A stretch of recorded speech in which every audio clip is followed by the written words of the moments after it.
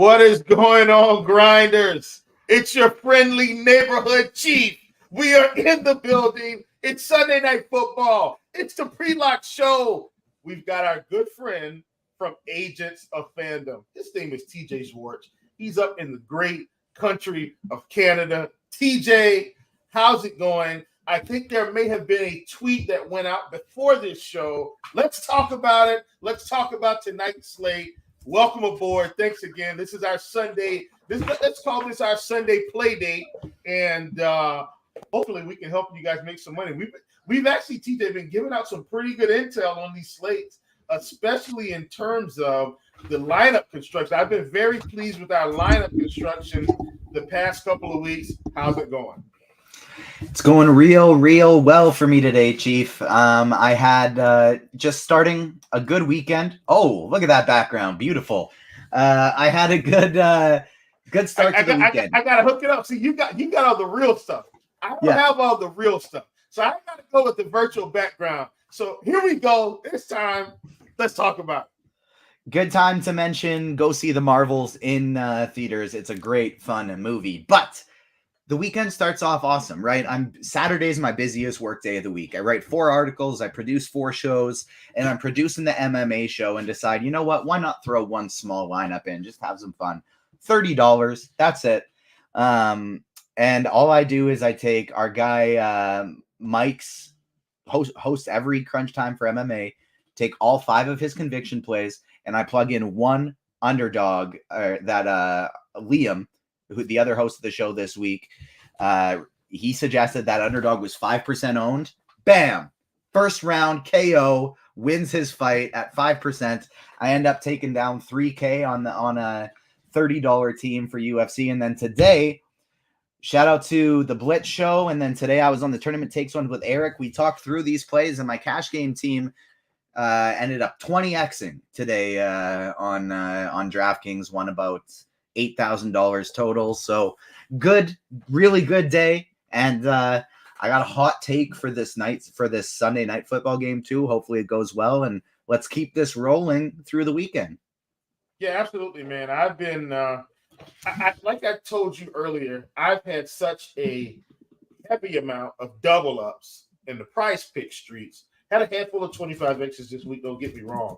But man, it could have been a massive week. Hopefully we can close tonight out with some massive takedowns on FanDuel, on DraftKings. I want to do something a little bit different. Let's just get FanDuel out of the way. Here's why. I think FanDuel is a little bit more straightforward. You've got an MVP there. You've got some flex positions. You're not getting penalized for whoever you put in that MVP. We're just basically saying, hey, we want to plug in the person that we think is going to score the most points, and then try to have some type of optimal lineup construction below that. So when we're hopping on FanDuel, we're looking at the MVP tonight.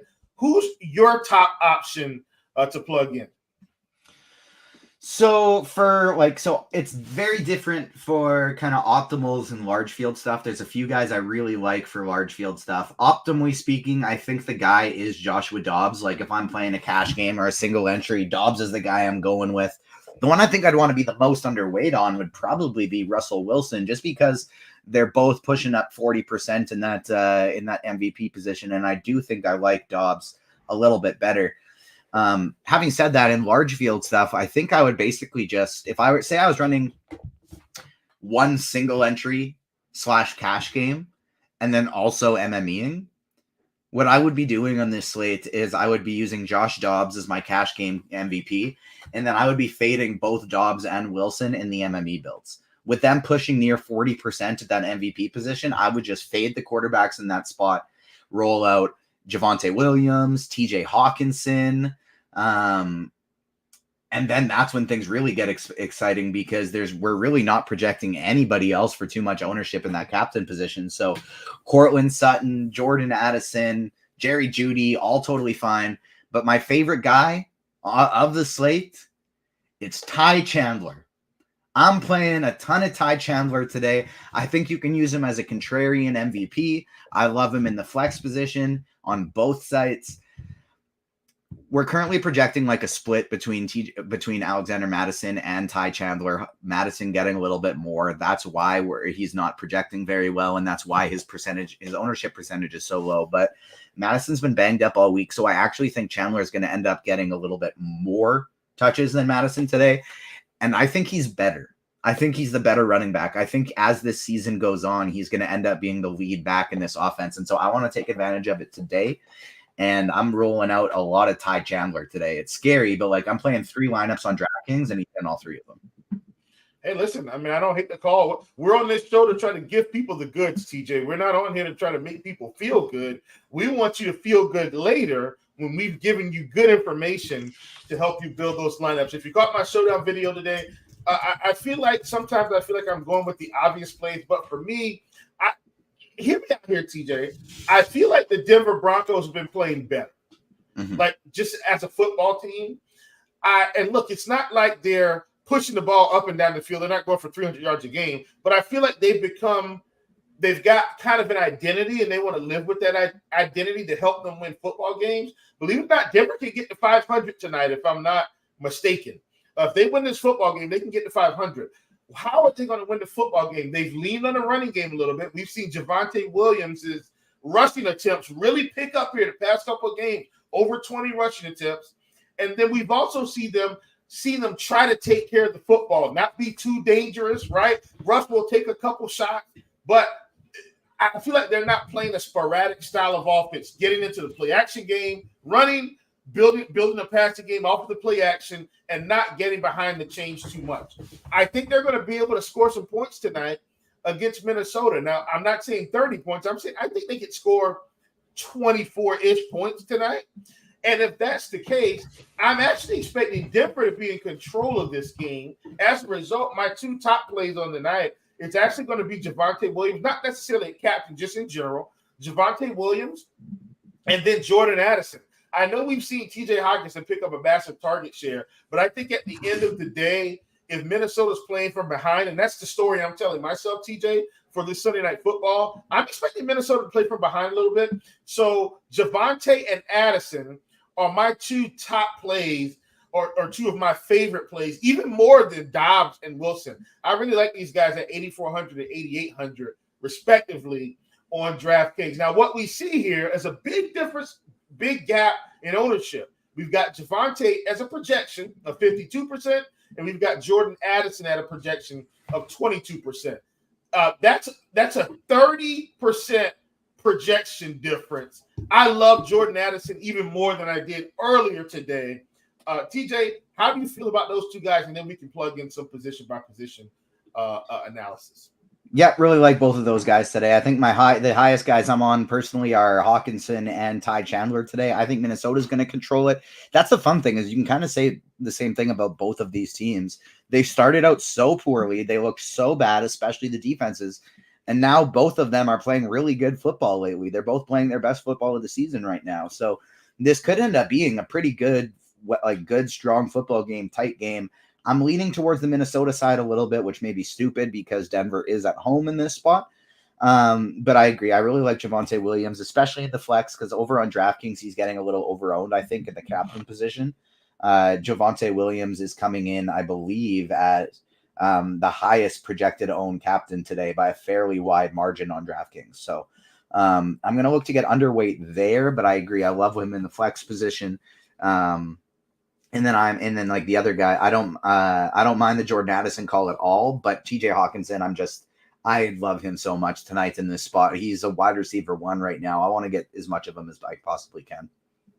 Yeah, absolutely. Listen, I get the Hockenson call. Like, he's been getting just so much work in this offense. So I'm not overlooking that at all. I just think, TJ, and once again, this is maybe me trying to sell you a little bit on the game, not necessarily Denver, the game.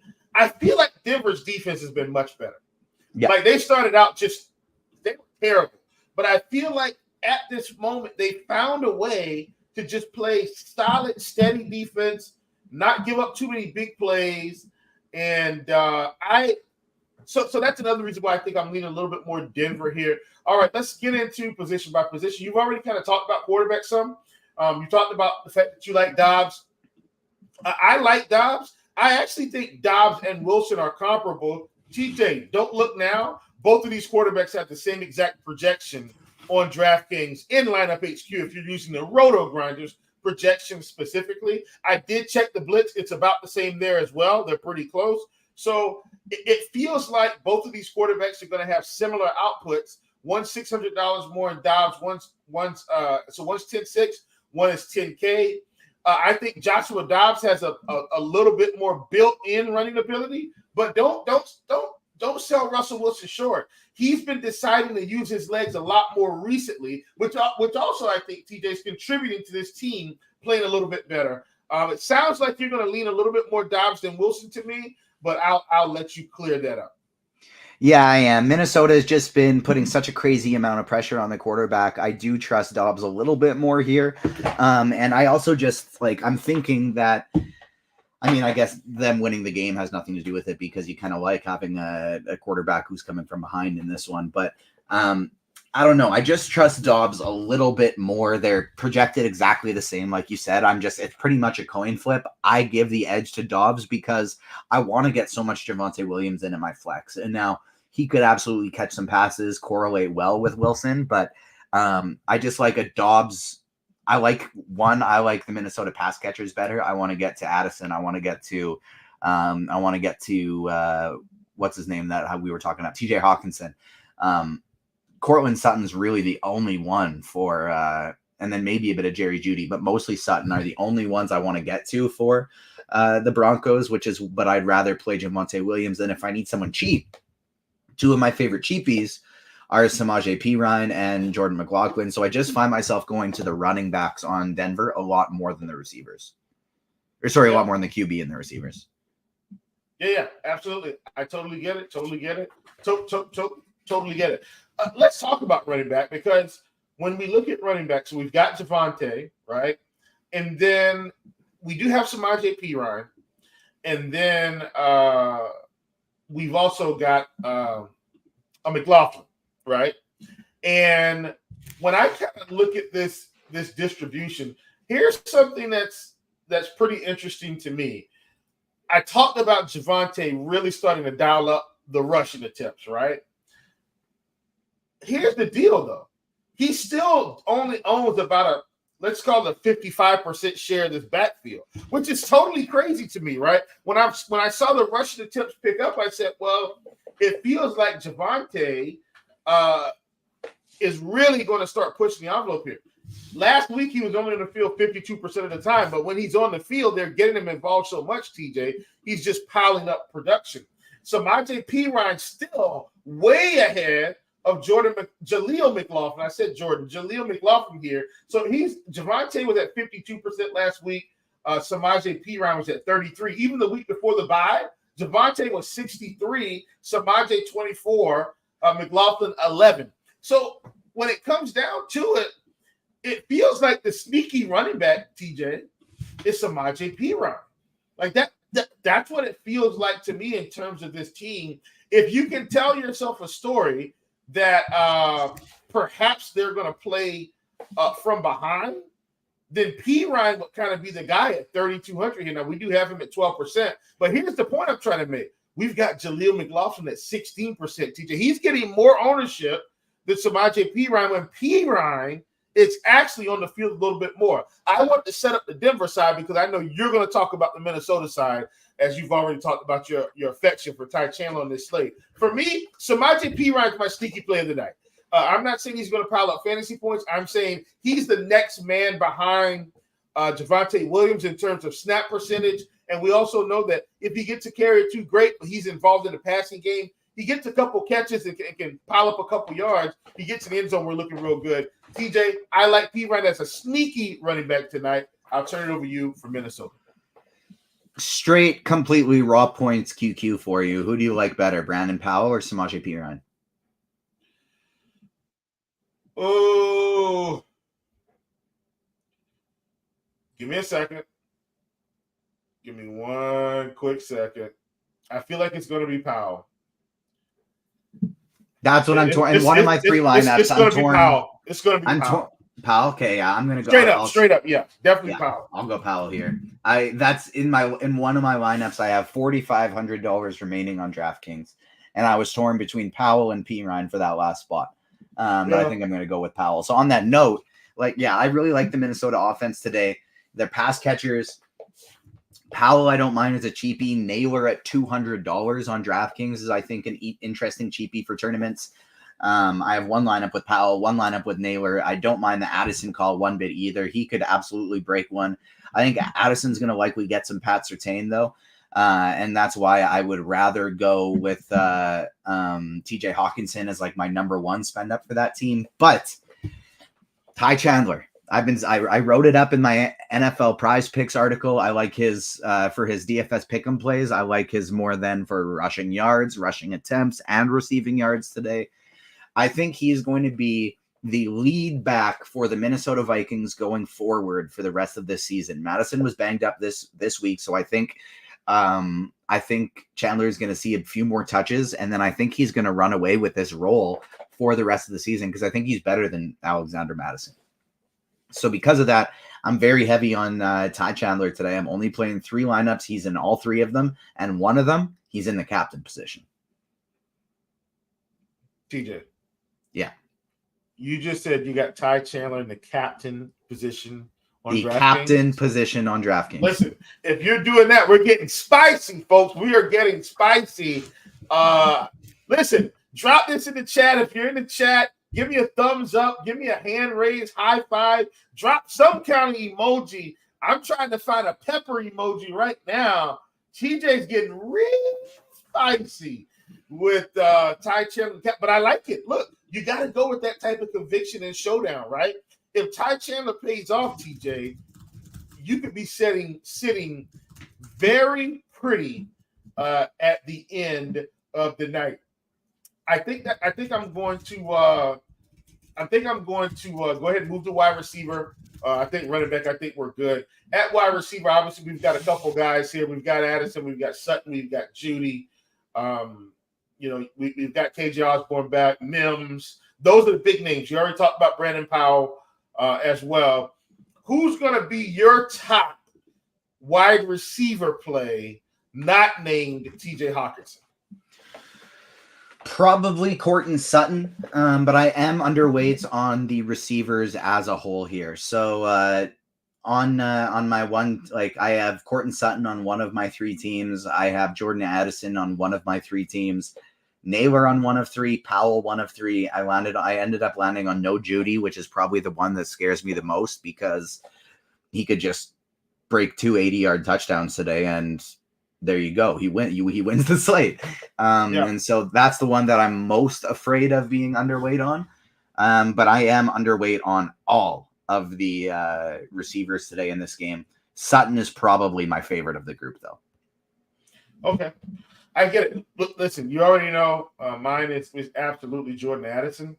But I totally get it. And that's just me playing a game script, right? In my mind, I'm playing a game script. And I'm saying, hey, this is how I think this game is going to go. And so that's the way I'm approaching it, TJ. In my mind, I've told myself a story that Denver controls this game and the Vikings need to really get going late. So that's where I'm ending up. Also at wide receiver, in terms of, some of these cheaper guys, I just don't see the need for them tonight. We've had some cheap guys that we've wanted to play, like Shaheed, like Kevontae Turpin. We've done that. I don't think tonight is the night for that outside of Brandon Powell, who you've already mentioned. I think if there's anything, we're going to play cheap running backs or maybe go over to a cheap tight end like Troutman or something like that. I don't think we're going too deep in that pool tonight. What say you, TJ? So, I do like Josh Naylor. I think he could potentially end up being a wide receiver 3 for this team. He only got 1 target last week, but he's $200. So, the lineup I'm using him in, I'm using my salary. But it's not a super confident play, and more so just that he's only $200. Yeah, totally get it. we'll see. So we got a question here from Donnie Watson. He says Addison Naylor or Powell Lutz DKGPP. I really like Addison. I'm not as in love with Naylor, but I do understand it could open it up for you. It just, you only need a catch and then he's fine. Like, you got one catch and he doesn't break your team. Let me ask you this, Donnie, if you can plug this in there. Is this single entry or MME or like large field? If it's single entry, I'm probably going to go Powell Lutz in my mind. If it's large field, I'm probably going to Addison Naylor. But just and Donnie, that I'll just leave it at that. Single entry, I think it's Powell Lutz. Large field, I think it's Addison Naylor. That's my take on it. Single entry, okay. Powell Lutz for me, but yeah, I think so too. Yeah, and I love Addison tonight, but I think Powell has a much higher chance at 3 catches for 30 yards and a touchdown, and Lutz absolutely has a chance at 3 field goals tonight. I'm not saying he'll get that, but I'm saying there's a shot. So there you have it. Love that. Okay, tight end. That's what we were talking about, TJ. Any weird tight end plays? Like I said, I don't mind Troutman. He's not getting a whole lot of targets, but he's out there. He's 3,600. Like I don't hate it. Yeah, I just think I'm gonna play Hawkinson and nobody else at the tight end position. Like there's Troutman, he's just not seeing much. We got Ruthless Villain in chat saying that the guy we should be playing is Krull. Krull, the tight end at $200, just got elevated from the practice squad. Going to be seeing his first game action for this team. No, I think Krull has played already though. Has he? I thought this is going to be the first time he's played for this team. I thought Krull had played already. First game action with the team, yeah. Second career appearance. Last one was with the Saints in 2022. Hold on.